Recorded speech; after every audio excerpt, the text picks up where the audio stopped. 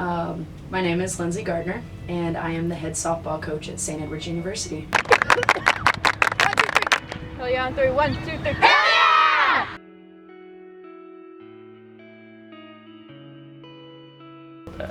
I was born in San Antonio. I lived there till I was about 12, and I moved to Katy, which is right outside of Houston, when I was 12. And I spent the rest of my growing up years there until I moved to Austin to go to University of Texas.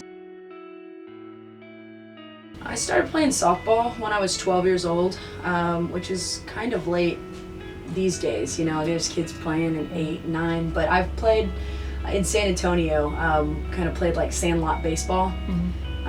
You know, we paid to play in a league, but it wasn't much of a league. We didn't really have enough players, and so people would walk by all the time and we'd be like, hey, you wanna play with us? Come on. So while it was an organized league, we didn't really have much organization, so I would say I'd started playing like really organized softball.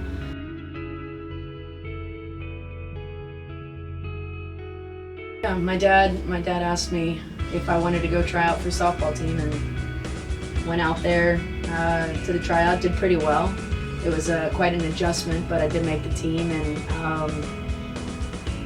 it was a good change. It was a different change. Like, playing with boys was really just all about just get on base and, you know, do your job and help runners get in, or when you're pitching, throw strikes, get outs, you know. But with softball, there's a lot more cheering and a lot more friendship involved, I guess you would say. So yeah, it was a nice change.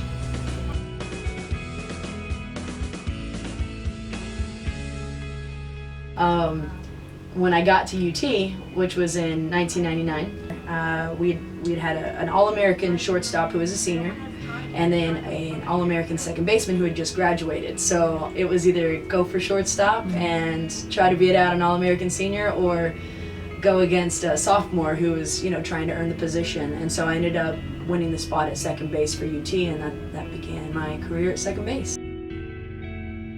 As far as being at UT, I suffered a pretty bad injury my sophomore year. I slid into home head first against Arizona. Ended up breaking my humerus in half, which is pretty tough to do. It's the second hardest bone to break in your entire body, next to your femur. But yeah, slid in head first. Her knees came down, came to a complete stop, and snapped my humerus completely in half. I had to have surgery.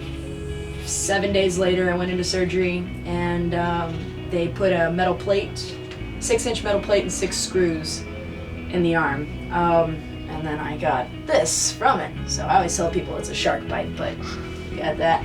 Boom. It's my battle scar.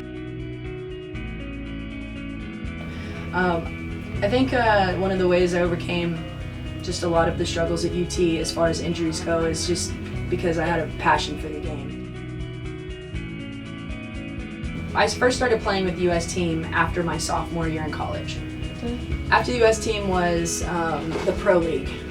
So they started a professional league in 2005, and it's called National Pro Fast Pitch, NPF is what it goes by. It's the first time, I think the last time they had a league like this was in the late 90s, and it didn't last very long. So it's still going on now, which is great. We're hoping to see more growth from that league. My first year to coach here ever was in 2007. So I got the assistant coaching job in 2006. Was coaching here, I basically coached here for 2 years, resigned as the assistant coach.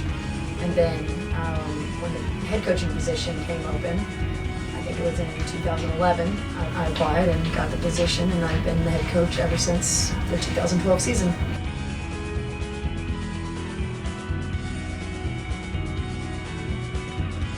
I'm looking forward to watching the continued growth of our program. I think the players that we have coming in the next couple of years are really invested in St. Edward's already.